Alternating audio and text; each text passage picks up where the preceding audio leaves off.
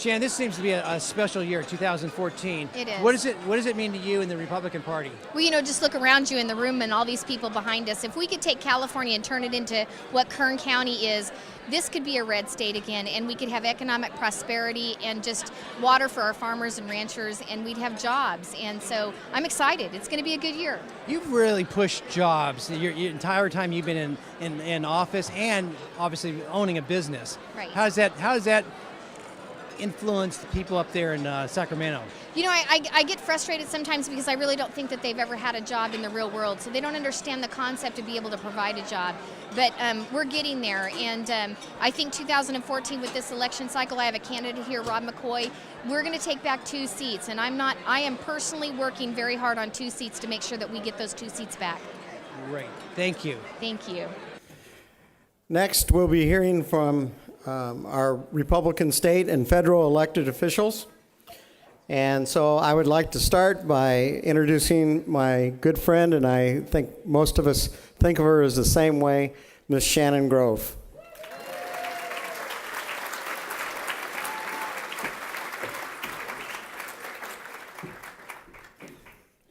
What a great night, right?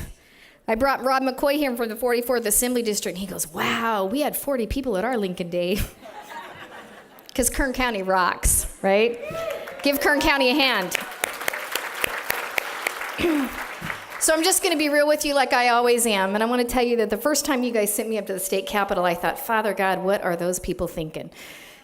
Gun carrying, business owner, successful business owner, giving people jobs in spite of this state for 20 years. And I think about bold enough to stand up and speak my mind. And then the second year, I was spent almost angry about the policies that they were passing in the state of California, angry about anti-business legislation, angry that the unions controlled everything.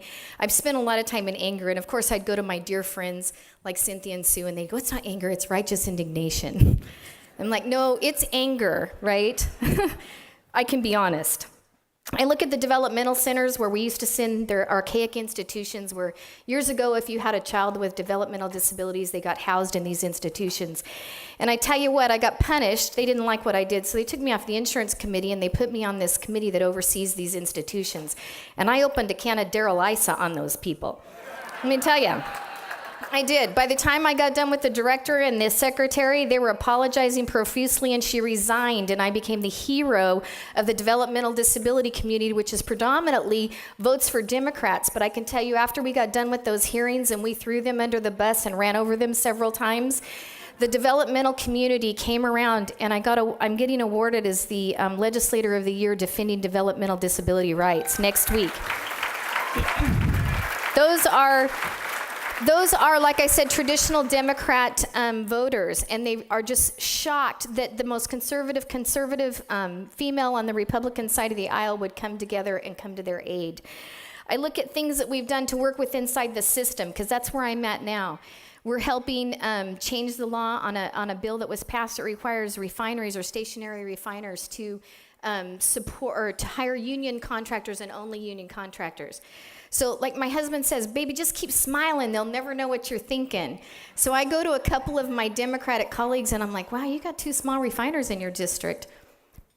I got one. This bill's going to hurt those people. But there's this precedent-setting law that says, and it identifies small refiners. You guys could throw that in a trailer bill. You'd be the hero in your district. They're like, yeah, Grove, that's a great idea. Well, that's what they're doing, and the governor's open to it and receiving it. So we get to help a refiner here in our area because we're kind of in the middle, but it's their idea. But wasn't it one of the greatest presidents in the world that said it doesn't matter whose idea is it as long as it gets accomplished, right? So that's one of the things that we do. I spent a lot of time angry over the bathroom bill, that same-sex gender bill, just, all the stuff that went on in that state.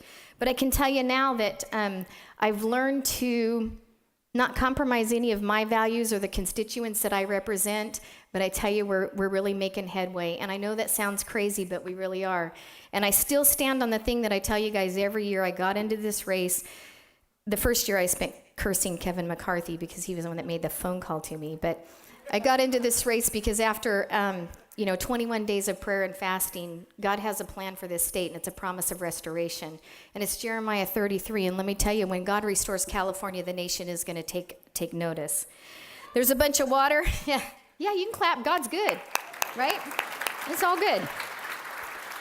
There's a bunch of water issues going on in the state. I can tell you I was proud to stand shoulder to shoulder with Kevin, Devin, and David the other day, and John Boehner. We were out in Star Farms field right here, and it was fallowing. There's about 600,000 acres of farmland being fallowed because the majority party in our state and the people that control the Senate in D.C. are dead set on sending fresh water out into the ocean instead of giving it to our farmers. And it made me proud. And I was actually on the floor in D.C. when they were debating that bill, and I watched it, and it was just phenomenal. I got to go back for the prayer breakfast and watch that bill to be debated. And then your president came out to try to one-up our congressman in the Central Valley, and it's not going to work because we know that jobs and economic growth is the best thing to create and get people out of poverty. And what's your president do? He comes out and he says, we're going to give money to the food bank. Well, that's all well and good, but when that food is gone, what are they going to do? Why not just let the water flow and let our farmers grow food so that we have economic security and jobs? I know Fred likes that. So I tell you, I think that I've learned a lot. I rely on Senator Fuller a lot because I know she's coming up next, and I rely on her because she, like I said, sometimes I go off the deep end and she grabs me back and pulls me into reality in that world up there. I want to tell you also that about $183 million for drought relief that the president promised is. I'd rather have money going to our farmers instead of food banks and different things like that. I'd rather have money going to our ranchers. I'm one of the largest ranching companies here in our midst tonight, and it's just pathetic that they think that they can take our food and our water resource. And I have a question for all you guys to ponder and think about: what civilized society destroys its own food source?